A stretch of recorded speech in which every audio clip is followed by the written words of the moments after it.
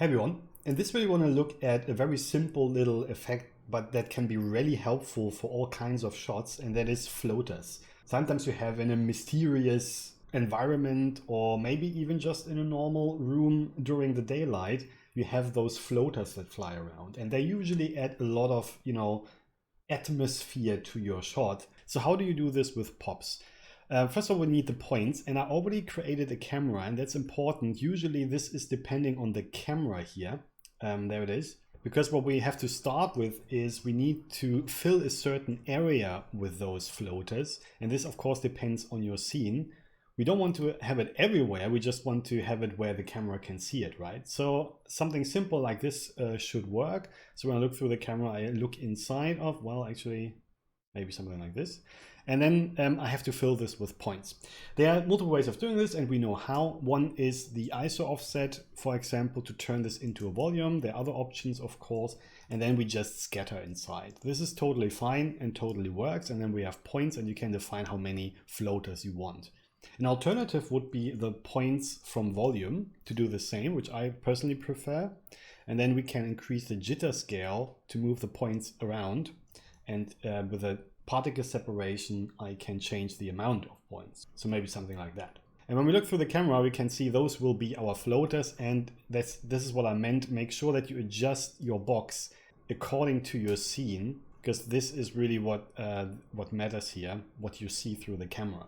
Now we want to make those points move, and there are actually simple ways of doing this without any simulation. For example, you could actually animate the jitter scale here, and then they float around, and this can in certain cases be totally fine. But especially, when you want to have some collision or something, I would also recommend doing this in an actual pop simulation, because then you have a bit more freedom, and this will be very fast anyway, so you don't save that much calculation time. So for example, in my case, I could use the current frame, but be careful. In my case, it starts at 1001, so that I have to subtract in my case. And then I just multiply that with a very low number, for example, so that what I get out of it is a low number that is based on the time. Here you can see it. And you can see now that the floaters are moving in space, and that could be a very simple and quick solution for this. But like I said, we do this in a pop simulation, and we create one. And the first thing is we want to make sure that we're not constantly adding new points. We want to take the points we have. We don't want to have floaters suddenly appear in front of the camera. So we don't actually need the pop source necessarily. We can use the pop object instead. And here just use our favorite OP input path to just use from the first input our points. And now we want to move them around. And we don't need gravity or anything here because, they're after all floaters. But what we can use is the pop force. Now, here we just use the internal curl noise basically to lower the swirl size and increase the amplitude. And what you will see is now that our points are moving. Of course, we have to be really careful with the speed because we just want a soft floating around. So maybe even something like 002. And you can see now they float nicely and calmly around. This will totally work, but it has one big disadvantage, and that is if you only have a few frames, then you can do that. But especially in the beginning, you can see that they first have to get a certain speed. And second, because it's a force, if you wait too long or your scene is too long, then this will result in floaters getting constantly faster and faster and faster. So my point here is why this totally works. It's not the best approach because it accelerates our points. What would be better is to just set the velocity ourselves. So for example, we can do this with a pop wrangle, and we just set the velocity directly by using a curl noise. And as we know, a curl noise is always filled with a position. And if we run this, the advantage now is, even though it's way too fast, that the speed is not changing. It's constantly the same. You can see two problems. First of all, the curls basically are too big. So this is something we can change, as we know, by multiplying the input. And usually what I do is I divide the input by a size parameter, which allows me to control it in a natural way. And if I run this, you can see now by lowering this, that means the curl noise will be finer. And on top of this, of course, I can multiply the whole thing with a parameter defining the speed, because that's just a multiplier of whatever velocity comes out of the curl noise. And this is really then just my speed overall, maybe 0.2 or maybe 0.1. And here you can see the overall idea. I can completely control the speed and the behavior with the curl noise. Now, maybe you don't like to work with Vex that much. Let's quickly do this with WOPs then. So there is of course a pop WOP as well, and it works the same way. We are overwriting the velocity, there it is, and we want to drive this with a curl noise. Now the curl noise by default is always 3D, and just like in Vex, an input for a curl noise is always the position. There you go. And we want to overwrite the velocity. And if we run this, we basically have the same result as before. So let's increase the frequency, and actually we don't do this in here. We always promote our parameters, and then we have an amplitude which is the strength, and then we can control this out here a bit better by increasing the frequency maybe to 5 and lowering the amplitude maybe to 0.1, and we should pretty much get the same result. Yeah, it's actually a bit too fast, so let's lower the amplitude even further. Not 100% sure why, but that's fine. So there you go, 001. What did we have in the pop wrangle? 0.1. I'm not sure why there's a difference, to be honest, but that's fine. So here you can now see we basically have the same result just with WOPs. So this is pretty straightforward, as you can see. Let's quickly render this through our camera here. And if we just render it right away, we will actually get something.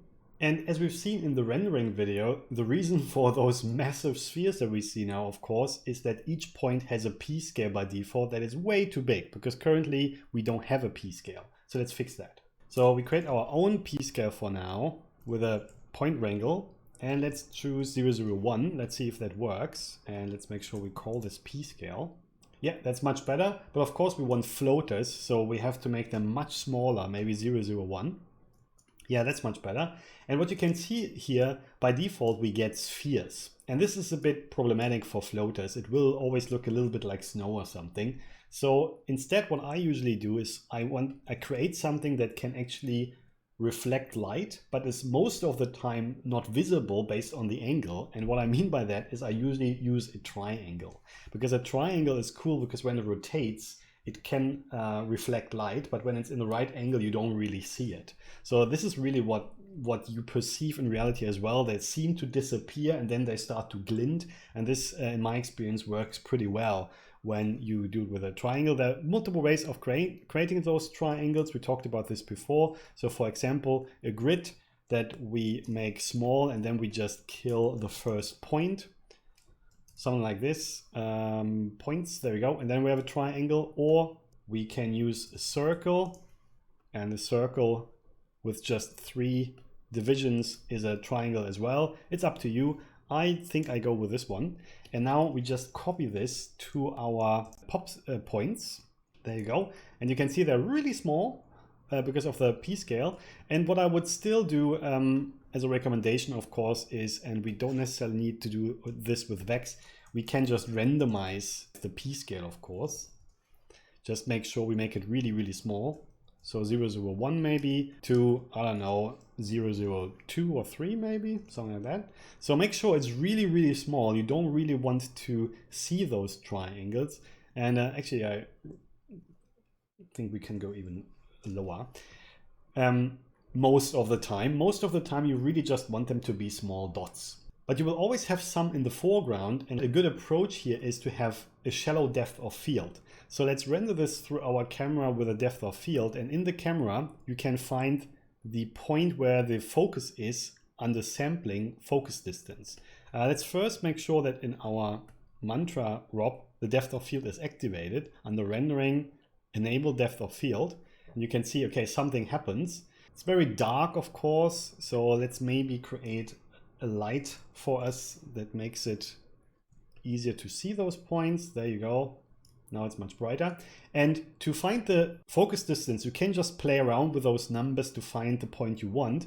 But also you have in your viewport always the option, depending of if you have a scene or something in your file, this can be helpful. Just press enter on the camera and then you can here take this controller to define where the focus point should be. And this makes it very easy to find the point that is sharp in your scene. And as a student pointed out to me, you can even do more than just that. You can also use the hotkeys Z, F, and O to switch between different modes for your camera handle. With the Z function, you can even control not only where the focus distance is, but even the f-stop, so basically the depth of your depth of field. And with F, you can see the whole thing in form of a frustum and can maybe even this way control what you see with your camera. So actually there's much more than just the default setting that you go back to with O.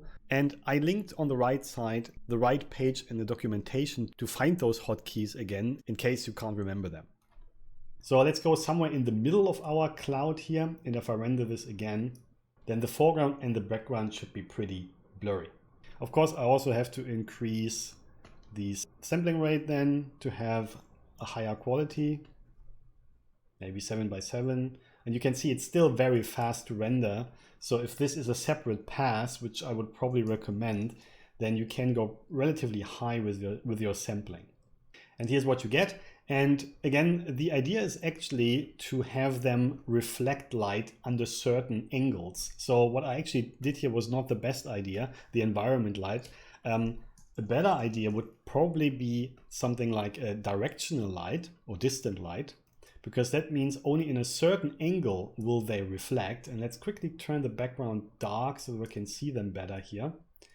So let's turn off the light in the viewport, and then maybe in the viewport we can already see the effect. I think what will help now to increase this is to assign a material to the whole thing so that our floaters are really reflective.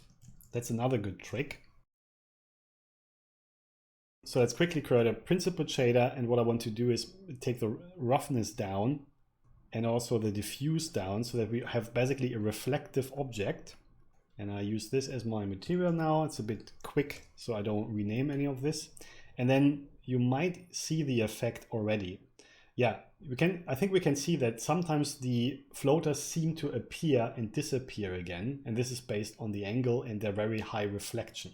Now there's another way of increasing this, because you can see here those floaters move in space without rotating. So this is another thing I would fix. And we can theoretically kind of do this in pops, but it's a bit tricky. We don't have to actually do this. We can totally do this here, because what we can also do, instead of just changing the P scale, we can also change the orientation of our pieces here in the copy to points by simply changing the normal. And the normal we can also drive with a curl noise based on the current position. We can visualize this here. And while you can see that the normals are moving around, especially here in the foreground, this triangle is not really rotating much. So let's make sure this actually rotates. And usually the trick is here to just increase the frequency. So let's create a frequency parameter again. I call it size again. I really just make this really small, something like this. And then we should see, yeah, now we can see if you look at this guy here, maybe let's turn off the normals for a second, how this is rotating around. And so the frequency is really what controls the rotation here. And I think this is a good solution. So not only do we change the velocity to a curl noise so that everything is moving around, we also change the orientation by the normal via a curl noise after the simulation even. And this way we can get some really nice floaters that rotate around. You know, maybe it's a bit too fast. Let's slow this down a little bit by even more lowering the amplitude a bit more. And here the frequency of the normal we could probably lower as well. And then it should be a bit softer floating around. Yeah, something like this.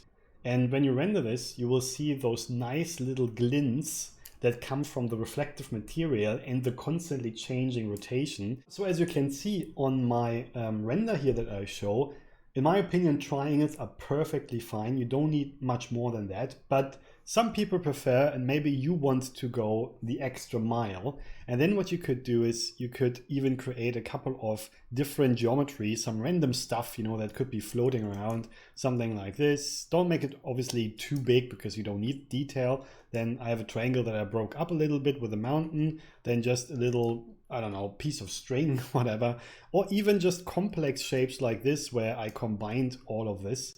And of course, it's hard to see here now in the viewport. I used the variant technique that we talked about in the basics videos, but if I quickly make this bigger, you can see better the idea that on every point there's a different geometry, and you can see it instantly feels a bit more like actual dust when you do that. So depending on your case, you might want to add this extra detail, but in my opinion, in many cases, that's not absolutely necessary. So as you can see, not super complicated, but a really nice effect, easy to create and relatively quick to render as well. So I hope this is helpful. Thanks very much and see you later. Cheers.